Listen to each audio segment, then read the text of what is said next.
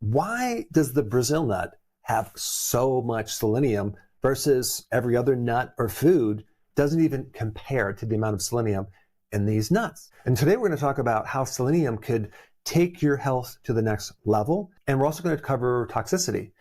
It's possible that you can consume too much selenium. So at the end of this video, you're going to have a much better knowledge of how you can use selenium to improve your health. What I like about this topic is it's the cheapest way to create the biggest impact on your health. You're talking 10 cents a day. Everyone can afford that. Because what most people don't realize is how deficient in selenium they are. It's actually very, very hard to get it in the foods that we consume. Plus, a lot of the foods that we consume deplete selenium. So just by consuming 2 of these Brazil nuts a day, you're going to get over 1,000% of the daily requirements for selenium. So that comes out to 135 to 180 micrograms. Selenium is a trace mineral that works with enzymes to help with your hair, increasing the protein in hair called keratin. So when people are deficient in selenium, they get thinning of the hair. So selenium is directly involved in hair growth. And so the selenium in the Brazil nut is going to take your immune system to the next level. Wait till you hear what it does for the immune system. But I first want to also talk about testosterone. Testosterone is not just for men, it's for women too. Testosterone is kind of like the precursor or the building block of estrogen. It's also important to act as an antioxidant to protect the cells in the testicles that make testosterone and that make sperm. And so this is why selenium will not just increase testosterone, it can also help increase the sperm count. So it's good for fertility, but it also helps support the ovary. But I really want to dive right into like the big thing that I think selenium can help most people with, and that is the immune system. So check this out. Selenium supports a very specific cell in your immune system called the T helper cell. T helper cell is kind of like the higher level general that's in the Pentagon that's really pulling the strings and coordinating this whole attack. And if someone doesn't have enough selenium to feed that T helper cell, the amount of those cells goes down, making you very vulnerable to infections, pathogens, cancer, and all sorts of other things that come along with immune problems like inflammation. Now, if we take a look at subtypes of T helper cells, we have Th1 and Th2.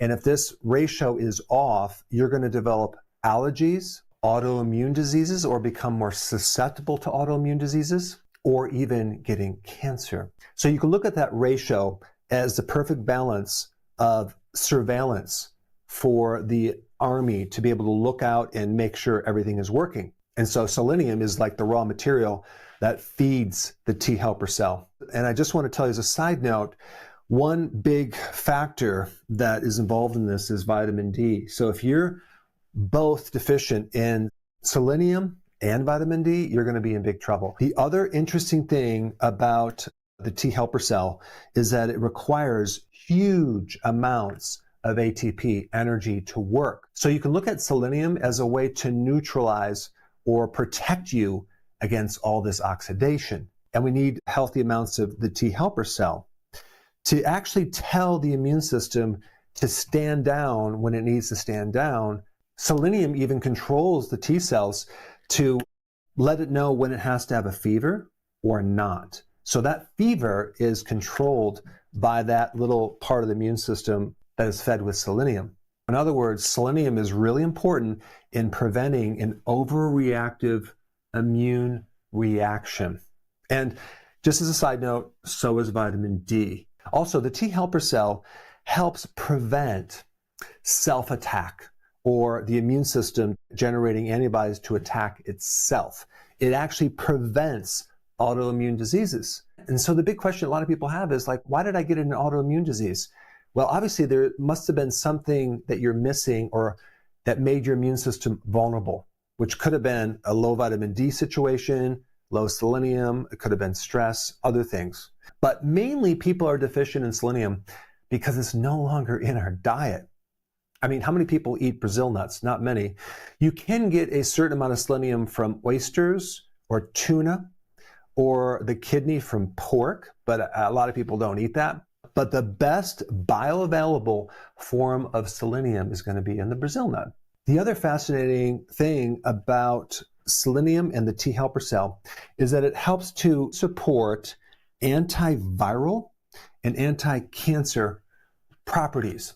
There's a really fascinating book, I'll put the link down below, and this says What Really Causes AIDS by Harold Foster. The virus in AIDS goes after this specific T helper cell, and selenium prevents it from being deactivated. The next thing that selenium will do, it'll help build up glutathione, which is the master antioxidant, not just of your liver, but of the entire body as well. So selenium is a precursor for glutathione. You can't make glutathione without selenium. So an average person is bombarded with so many different toxins, insecticides, herbicides, fungicides. It all ends up in the liver. And if you have enough glutathione, you can deal with it. I just like that strategy better than completely avoiding every single toxin on the planet, because you'd have to isolate yourself into some place on planet Earth, which is a lot more difficult.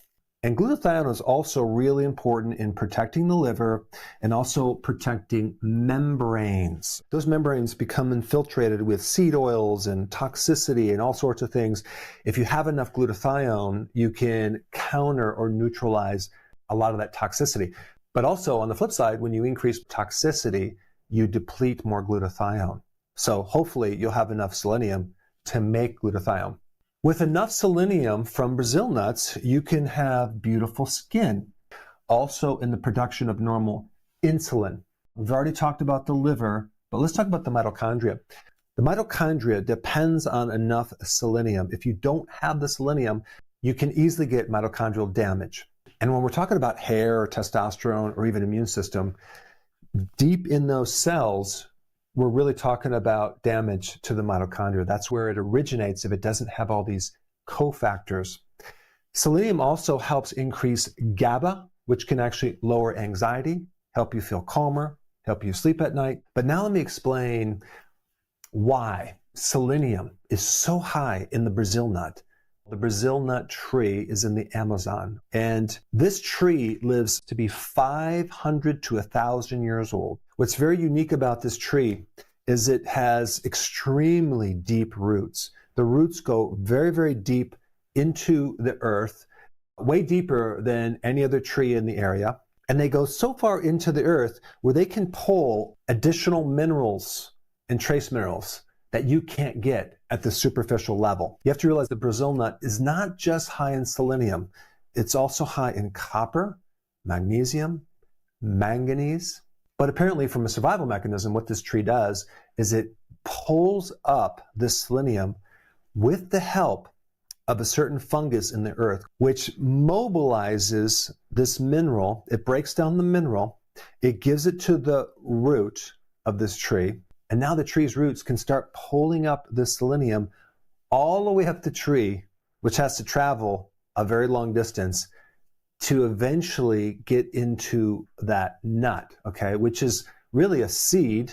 And so the seed now has this extra protection to become more resilient against fungus, viruses, pathogens, because the very nut itself needs an immune system. And so what humans are doing is we're piggybacking off of the immune benefits that this amazing old tree has developed over a long period of time, and we're able to use those immune benefits for ourselves. Isn't that wild? And even the different forms of selenium that are in a Brazil nut are bioactive for us, so we can very easily assimilate it. It's not just regular selenium, it's actually in a protein form that we can easily consume and use in our bodies. What about toxicity? It's actually very rare, but you could actually become toxic from selenium.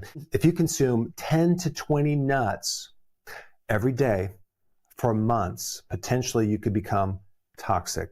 But what we're talking about is just 2 nuts every single day.